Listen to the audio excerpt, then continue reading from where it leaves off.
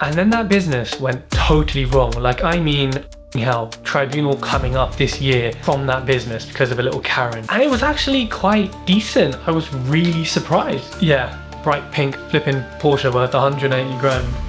Crazy, yo. And then suddenly it jumped to £40,000 a month. I wasn't expecting that. Let me be honest with you.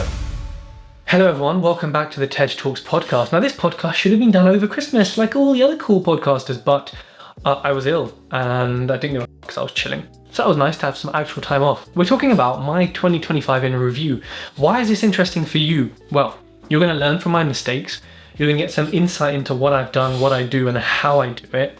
And also into my thinking behind, certain business decisions and how I felt after they went wrong or they went right. An actual insight into money, which is always nice. So in 2025, my cleaning business hit $1 million in annualized revenue from the monthly amounts. This was in September. I think the September invoice amount was £86,000. So times by 12, we're past $1 million. And since then, it's kind of been 80, 82, 85, kind of around that mark. So annualized $1 million. And by the time we get to the 12-month mark, it will be $1 million. Did I expect that? Well, yeah, it was my target. Did I expect it to come organically from winning a tender, from winning clients? No. And it kind of felt like, that wasn't how I planned it. Not a bad thing, but I kind of expected it to come from M&A. First business that I secured in February, went out of bed. I still have 6 years to sue him, so I might do that. And that guy was a twat. That didn't go ahead. And so that really pissed me off because that was like a nice early victory, you know what I mean? Then had another business come up, which was getting pretty close, but that had some complexities with it. Lovely owner, we're still in contact. And, hopefully that'll come back some point this year. Who knows? Let's see.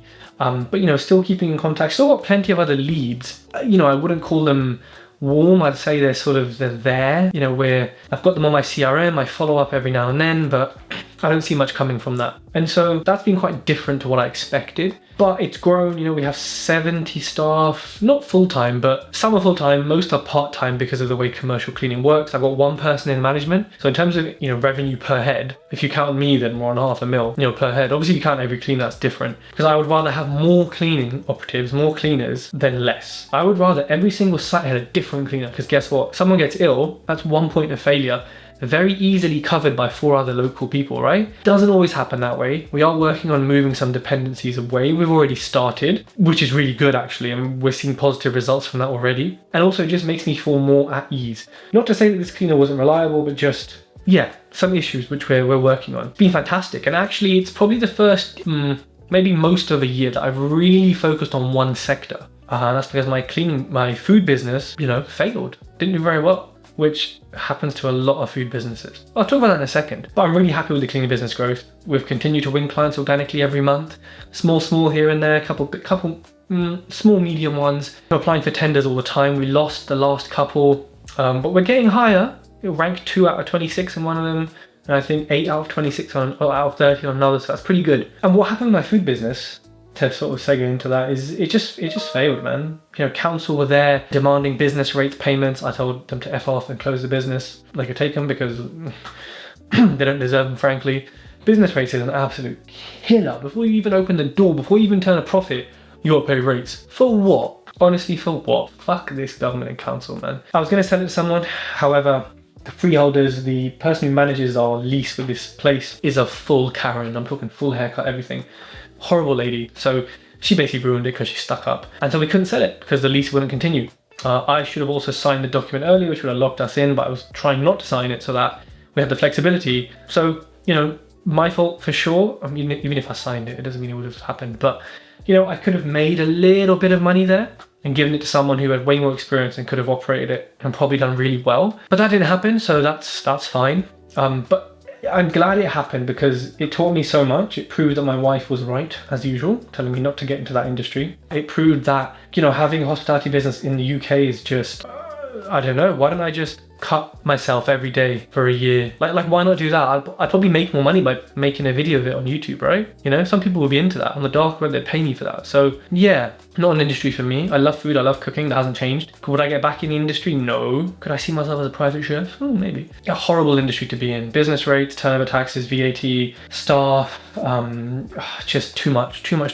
However, the wedding side of it, the event side, was actually good money. If I was a one-man band and I had a trailer parked on my drive or like a food truck and I did pre-booked events and I did, I don't know, 3 a month, right? Maybe more in summer, less in winter. I could make a good couple of £1,000 a month, like net profit salary, and I'd work a couple of days a month. Like genuinely, there is some good money there. If you're doing the right events and charging the right amount. Obviously it gets harder and harder with the government. But yeah, that flopped. I just shut that down, kept one of the staff members, took him across to the cleaning business, which he is smashing it in, well, hopefully to be my MD. And so as much as it was a failure, it wasn't a loss, it was a lesson. I mean, did I lose money? No. But did I lose potential profit in my cleaning business and more growth? And yes. And headspace? Yes, I did. I absolutely lost it. But you know, it's a lesson and I learned. I learned a lot. I'll tell you that I learned too much probably about this industry. I also then bought a cleaning business, my third purchase, which also went wrong. I had something personal happen at the same time, which I'm not going to blame because it was, you know, it happens. But that sort of took my attention and ability away. I definitely was lazy in some parts. I definitely underestimated the difference between domestic cleaners, Auntie Doris and them man, versus commercial cleaners. Did I make a loss on it? No, my investor got paid back early in full because, you know, I took a calculated risk. I tried to sue the owner. She got away this time because she closed the company down in time and I didn't realize and check. So fucking hell, 1-0 to her. I could get reinstated, but there's no real benefit apart from annoying them. So if I just shit in an envelope and send it to them, that's probably equally as annoying. So I might do that instead. Joking. So yeah, that was definitely a flop from my, again, it's a lesson because the HR lessons from that and the lessons of domestic and commercial, which I had about 4 people pay me to consult for them on something in the last week. And 2 of them have actually been looking at domestic cleaning businesses. And I just downloaded them everything I learned and they said, maybe not. And it isn't for everyone, but actually it is for some people. It wasn't for me, it wasn't right for the business. You know, we've kept 1 or 2 clients from it. So, you know, we still made a little bit afterwards, but yeah, that was a really big lesson in HR, in you know, trying to add some more personal liability to contracts, which I didn't in this case because it was so small. I think I just thought, it'll be fine. And you know, we were fine apart from the pending tribunals that are coming, which obviously could cost me a certain amount. But to be fair, the person who's doing the tribunal is a complete piece of shit. So it is what it is. Like, you want to fight it, let's go all the way, you know? Yeah, so that's been quite something to learn from for sure. And it was quite a slow death. It kind of just, instead of just blowing up, it kind of did blow up, but then it really slowly fell because we tried so hard to rescue it, but it didn't have the fail safes in place that the owner should have put in place. So they're definitely also to blame, but also didn't have, I think maybe I just didn't look enough detail, you know, into like, what I do now when I do with my mentees is, right, what is the risk chart of this deal, of this thing? Where are all your points of failure? You know, where is the biggest risk and how can we mitigate them? So yeah, that was pretty irritating. I bought a bright pink Porsche. A 911 GTS, beautiful, black and white interior, all of the flipping bells and whistles. It didn't have blind spot indicators, but yeah, you know, beautiful car. Thanks to Porsche High Wycombe, thanks to Luke and the team there. And it's a stunning car, I flipping love it, you know, and to own a supercar or sports car, whatever, that's bright pink is just flipping awesome. So, you know, it was a good year in the sense that, I mean, did I buy it last year? No, I bought it in 2024, in November 2024. Okay, but I was using it in 2025. And yeah, I think for me, it was just a proud moment to be able to, you know, like I've got various car models I've had from a kid. I've got a yellow Murcielago here, Lamborghini. I've got a black Carrera GT with a red interior. I don't think that spec actually exists in real life, I'm not sure. And yeah, I've got a Lego, I'm building a Huracan Sterato STO and a Revuelto here as well. So yeah, I do like cars. And so it's been awesome actually with that. The perception, you know, the way people look at it has been awesome. And I think one of the biggest things, you know, going back to the cleaning business, that growth is that the VAT and PAYE levels, you know, going from paying like a grandish to now paying 4, 5, 6 grand of PAYE a month and NI. What do I get back for that? Nothing. And the VAT going 1 month to paying, I think it was like 15 grand. Next month was 40 grand. Yeah, growth hits you really hard. And these are the lessons that your favorite educator, your favorite property mentor who's stolen your money and giving it back, they don't know shit about. But I've been there, done that, and I'm going through it. You have to be prepared for these things and you have to put cash aside. When I was much younger, I did not put money aside for tax and nothing happened. But, you know, obviously I had some penalties from HMRC and, you know, interest to pay and things like that. But just the lesson learned from being like, oh, hey, you know, you owe us whatever money. And when I was younger, be like, well, where's that money? You know, look at my wrist, look at my Rolex. Oh, there it is. No, I don't own a Rolex, Samsung Galaxy watch. And so there's been some really big lessons, you know, from that. I know we did a podcast on my lessons from 2025, but this has kind of been a review of it. You know, it's been pretty, I traveled to Mallorca, Copenhagen, Crete, the amount of baklava I ate in Crete and cheese, oh man. Greek cheese is underrated, you know, it's not just feta, like underrated, man. Second to Italian, or even maybe even above it. But, you know, all in all, a good year for business. Nothing crazy. I mean, yeah, we hit a mil, basically doubled the cleaning business.